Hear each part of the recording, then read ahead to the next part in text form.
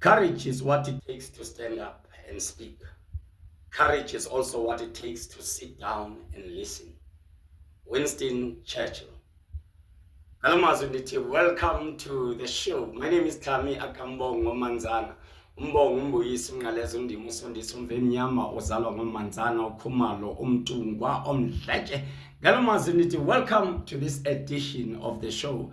Previously we had an episode where we spoke about Mzansi golden economy, and today we want to zoom in and speak about the target group funding call, which goes hand in hand with Mzansi golden economy, although they are two totally different.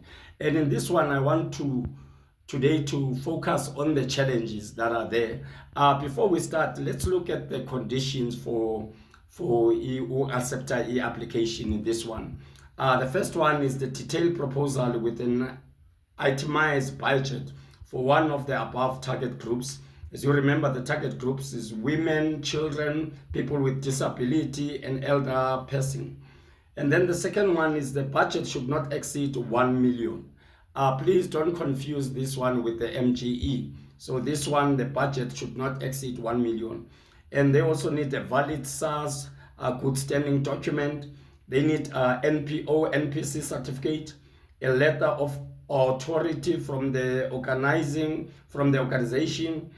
certified ID copy of a project or liaison manager, a bank confirmation letter, NPO compliance letter from the National Department of Social Development. Applicants who were funded within the last 3 years will not be considered. This was also another confusion because people thought it also applies to MGE, but it only applies here in the target group. And then lastly, application must be submitted on before 6 December 5 o'clock. Reminder, the closing date is 5 o'clock on the 6th of December. The one that I want us to zoom in today is the one that one of the requirements, right? It says the NPO compliance letter from the National Department of Social Development. In this guideline, it talks about NPO, not the NPC. But the DSAC officials, when I contacted them personally, I sent the DSAC this message because we needed a clarity before we do this episode. One, in the target group, the DSAC might be misinformed about social development letter from NPO and NPC. NPC operates differently from the NPO. Did the department verify this? Point number two, DSAC promised that they will share the presentation with the sector and the people who attended the MGE webinars, but up until now, nothing has been shared. I was told by one of the department officials, we require compliance letters from DSD, which means even NPCs must be registered with DSD. For me, if you ask me, this is change of tune. Because if in the guidelines, it does not specify, it does not talk about NPC, it talks about NPO, then there's something wrong with the compliance. And I think as the industry, we need to challenge the department and the department entities, because when they require something, especially compliance, they will make sure Guti, as artists, we suffer when we don't comply. So in this one, the department really needs to be challenged. Why they didn't specify Guti NPC as NPO? Because in the past, the target group funding was meant specifically for NPO. So now they are also including NPC. Is it a matter of Guti someone misread this whole thing and suddenly they realize later on? But in this episode, we are going to be covering those things, you understand? Because this the department or official even went to an extent of saying it's not a new thing in terms of NPCs or trust registering with DSD. They've always been able to register. It's just that it's always been on a voluntary basis. Is it a matter of the officials changing tunes of what the department is saying? As I said in the beginning, courage is also what it takes to sit down and listen. So today, I'm having two guests that are going to unpack some of these things. The first guest is Thandile Petshwa. Thandile Petshwa has assisted many organizations, many practitioners across the country in terms of being compliant in the application form. And Thandile Petshwa is one of the practitioners that I respect highly in the industry. And if you're looking for anyone to differentiate what is the difference between cultural and creative industry, Thandile Petshwa is one of those leaders. Without wasting time, let's allow Mr. Thandile Petshwa to unpack what is his take. Over to you, Mr. Petshwa. I hope not only you, my colleagues, get to watch and listen. I hope that also the Department of Sports, Arts and Culture does, especially senior officials and senior politicians, especially the minister. Here, the department has a call that closes on the 6th. It's part of the two calls that they have put out for people, to apply for funding for their different projects. This particular call, because I'll be talking about this particular call for target groups, which is targeted, it helps organizations that deal with children, persons with disabilities, women and youth. So organizations that deal with either one or more of such target groups get assisted if you get successful. The call is up to R1 million. But yeah, that is well and good. But the problem now is the department has placed one requirement. That one requirement says whether you are an NPO or an NPC, you need to have a compliance letter from the Department of Social Development. I'm sure you might know that in South Africa we have different entities. The NPOs are registered in accordance with the NPO Act, with the NPO Act 71 of the NPO Act of 1997. You have the NPCs that are governed by the Companies Act 71 of 2008. You have associations, which are common law entities. You have e-trusts zona zenziwa High Court. You have Schedule 1, Schedule 2, Schedule 3, Schedule 3A that are formed based on PMFA and the Companies Act. So all these entities are governed by different laws that are handled by different departments. You can't now say, for example, you are a Department of Trade, Industry and Competition. Say, hey, we have noticed that some NPCs don't comply, don't submit returns. So we are saying, as departments, you must ask for their PIN and then look at their, if they are, say that they are up to date with their returns and payment of their statutory requirements. So you can't, because you hear that, you go to NPOs and say, NPOs, you need to have a tax PIN from the Department of Trade, Industry and Competition and register as NPCs. That's what they are saying. Since they went to some conference, and this conference said, okay, there is something that is called Recommendation 8 of FATF, which says countries with NPOs must ensure that they guard against things like terrorism funding by NPOs. And therefore, NPOs must be, you must ensure as company who have NPOs that your NPOs get letters of compliance to avoid this.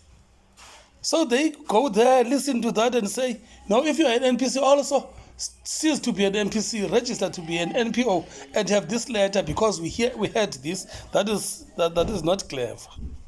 And that is bad now. That is unconstitutional. That is infringing on people's constitutional rights, whether the right to association, which covers associating as organizations and so on and so forth. It infringes with rights of companies, rights of people to form companies and head those companies and so on and so forth.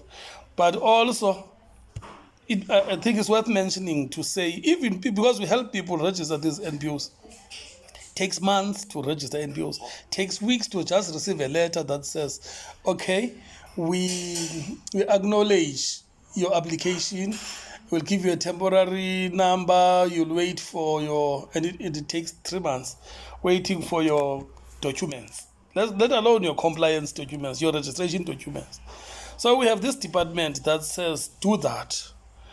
But they are stubborn in saying, no, we are doing the right thing, and it's wrong. They are totally doing the wrong thing. But lastly, I must mention just the display of the department's lack of understanding of how things work and statutory requirements. If you look at their site in which you apply for MGE, for Mzansi Golden Economy, it asks what type of entity are you. It asks you are a PTY LTD, you are an NPO, and then it asks, are you a Section 21 company? Section 21 company was done away in 2008, and it was replaced by an NPC. Since 2008 to date, that department doesn't know that there has not been Section 21 companies since 2008. So if you are an NPC, you must tick Section 21. That's the level of the department's, lack of a better word, ignorance about these statutory things and stuff. So, but they must change this, because even people with NPOs will struggle to get these letters. So this will really exclude so many deserving potential applicants. And now we are suspicious that maybe there are people who managed to get this, and these things will be secured for them, because almost everyone, ordinary NPC or NPO, will not get this, and it's closing in 2 days. That's all I wanted to say. Thank you.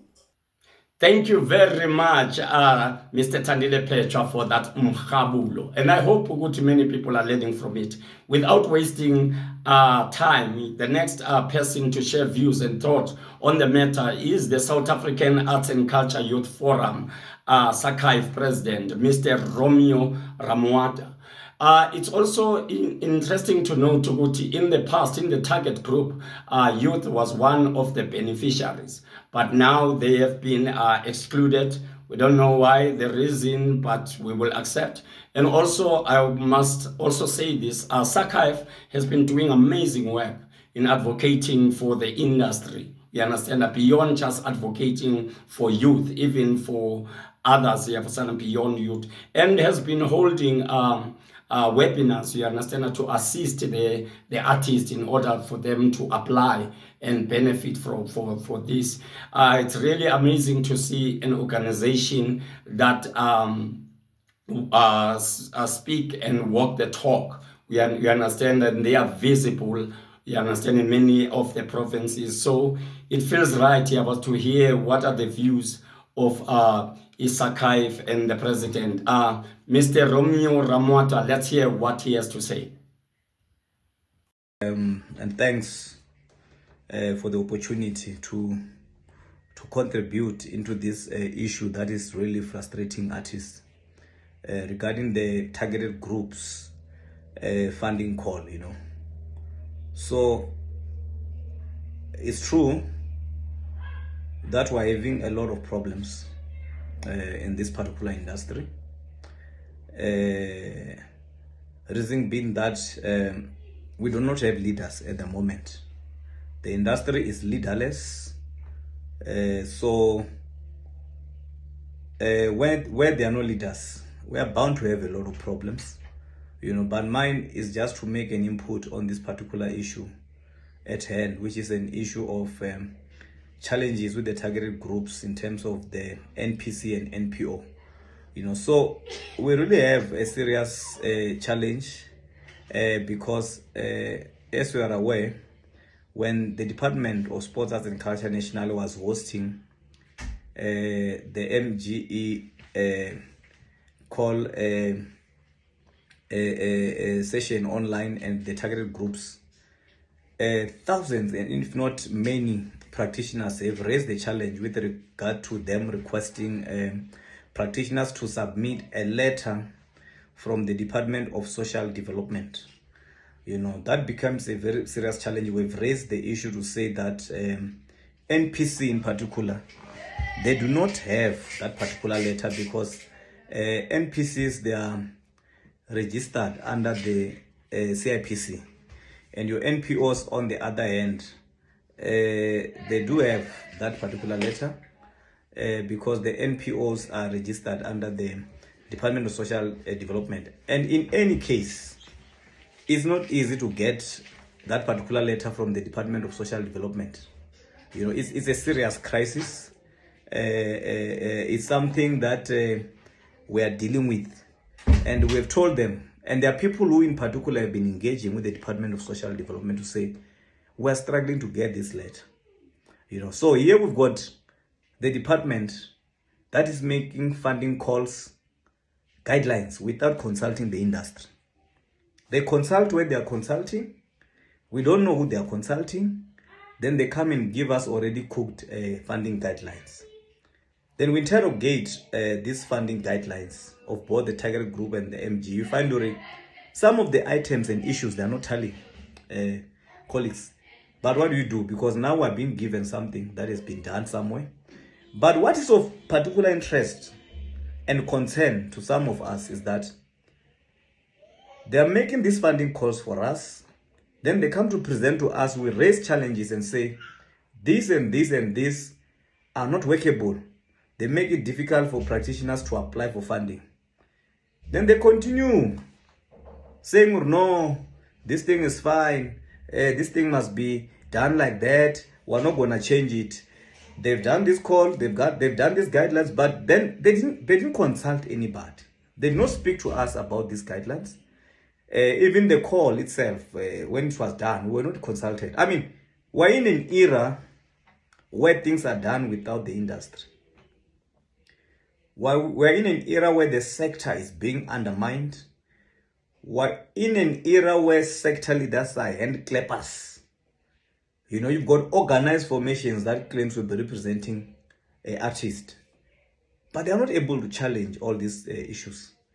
So ours is still the same, to say we're encouraging practitioners to apply for whatever funding to apply without that particular letter, because you can't call for NPCs and NPO and claim and think that these are the same thing, and we're telling you it's not the same thing. They don't work in the same man, and you still tell us no, this is how it's done.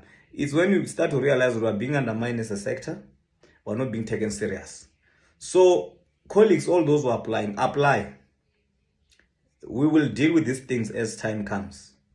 So don't say you didn't apply because there was an issue of a letter. Just apply and submit what you are going to be able to submit. So it becomes a responsibility of the industry to then start to deal with these matters of your target groups and so on. So we're just saying, don't be impatient with life. They say when you climb the mountain, it's tough, it's difficult. But when you reach the hill, there's always a downhill. We're going to be in the downhill sometimes very soon. So we're just saying to you, we're aware of everything that's happening. We know you can't work without this funding. You need this funding. We're saying apply. Work hard. Force yourself to apply. Try to comply as much as you can. We've also identified another challenge, for example, with the MGE. It's not all sectors of the arts and culture that are easily workable with that process of a 6 month. We appreciate the process of 6 months. And our question is, how many people are going to be able to access those funding for that period of 6 months? Looking at the fact that the department has been failing to fund practitioners when their maximum budget was 2 million. Now you'll have these budgets of your 9 million, your 6, your 7, and 8. And then now those who just want to host a festival for a day, 2 or a week, the minimum requirement is that you must do 6 months. So we've done a workshop. We try to advise each other to say, perhaps this is how we can deal with this issue of 6 months. But I'm saying, well, let's identify all challenges and let's raise them. Look, guys, the industry must work for us. We are working in this industry. We don't work anywhere. This is where we work full time. So we're making this contribution because when artists, they call us, we work for the artist. We'll always be ready. We'll never refuse to make inputs in terms of issues that must benefit our people. We want every funding to be accessible because our people are not going to be able to work. It's very difficult for all of us, guys. It's not just you who are facing these challenges. We are also facing these challenges. But with these few words, I'm just saying that, yes, the issue of NPC and NPO is causing a lot of frustration. Those who got NPOs, let them apply with what they have. Those who got NPC, apply with what you have. You are not going to get that letter that is being written somewhere. So the industry must then deal with the department in terms of the issue of the letter to say this thing must be put aside. In any case, we've already announced on the funding seminar that was done by the department that we don't want this. It's not just me, it's many practitioners who have raised these things. So the department is not a pig that eats its own children. The department must listen to us and understand what we're saying as an industry. We want this funding to be accessible, make it accessible. Look, you are not going to be fighting with us all the time. When you say you are working for us, in any case, the department is supposed to empower us as practitioners so that our lives are able to change.